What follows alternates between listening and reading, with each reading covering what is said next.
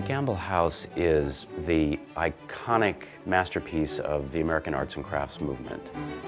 The timbers, the rafters, the beams, the way that the wood is chosen for function and the decorative woods that are used, all of those are expressed very distinctly.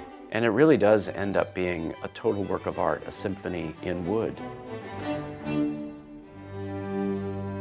The house was built for David and Mary Gamble. David Gamble was one of 9 children of James Gamble, who was one of the founders of the Procter & Gamble Company in Cincinnati, Ohio. They were looking for a place to spend the winter, and in the early 20th century, Pasadena became a very attractive place for Midwesterners to spend their winter months, the winter season as it was called. The Gambles bought this property in early 1907, and they hired Green & Green in May of that year to begin the design process. What Charles and Henry Green brought to this place was a very personal expression of their ideal in building and design. The start of construction was in February of 1908 and completed by January of 1909. David and Mary moved in with their 2 sons. After David and Mary Gamble had passed away in the 1920s, Mrs. Gamble's sister, Julia Huggins, lived here and cared for the house in the 1930s and 40s.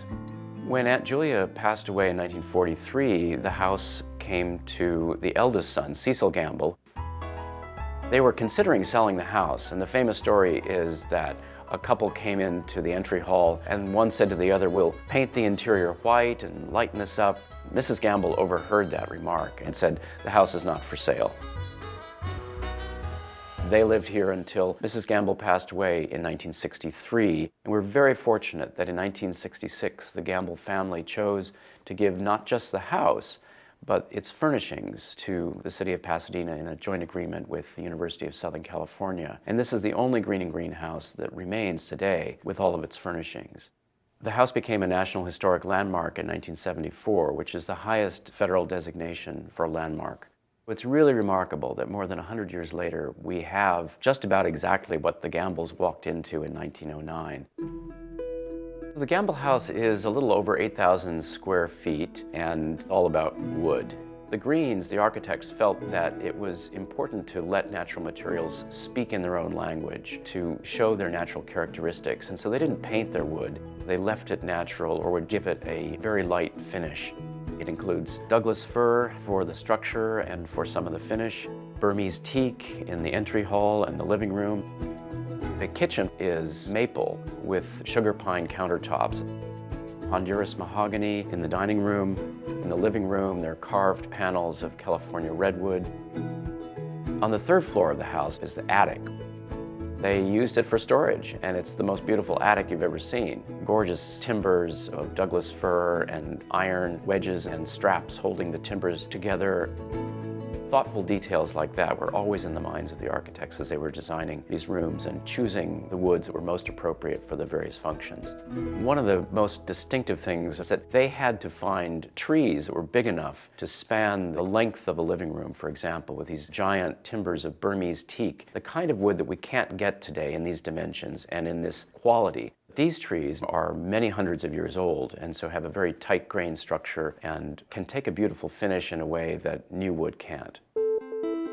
The plan of the house is very natural and welcoming. You come in the wide front door, which is flanked by 2 other doors that are used for air circulation. And then if you're lucky and you're here in the morning and you're getting the eastern light through the stained glass, you can capture this gorgeous view of the spreading branches of the tree. It's absolutely jewel-like. When this house was built in 1908, 90% of the houses being built in Pasadena cost $3,000 or less. This house cost $50,000 plus the furniture, so it was really on the high end at that time. The furniture was designed with each room very specifically in mind. When you try to move a piece of furniture from one room to another, it lets you know that it's no longer in the right place. When people walk in the door for the first time, they often remark, "I could see myself living here. This feels so much like home." Green & Green created gorgeous pagoda-like fixtures. The dining room has an absolutely stunning chandelier that hangs from leather straps around a frame of mahogany.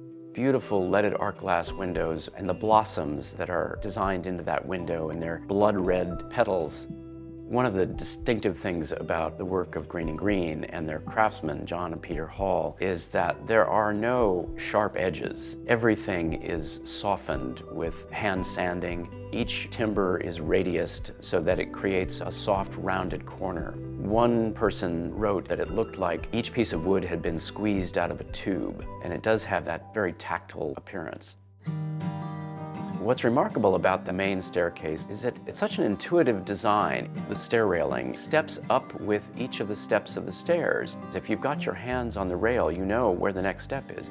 The Greens, they designed little square plugs that would cover up the brass wood screws. One of the most beautiful aspects of the living room are the carved redwood panels. There's 16 of them all the way around the room. They show scenes from nature. They're carved in the Japanese manner. The carver looks to the natural characteristics of that wood, where the knots are, where the grain is. That informs the design that's then carved into the wood.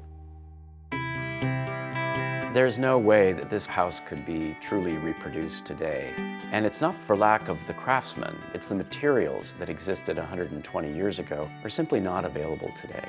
And that's what really makes this such a special place and so important to conserve exactly as it is. There is so much detail, so much care focused on every corner of this house that it's the kind of place that rewards repeat visits. It's a very personal expression of architecture. It was a total work of art.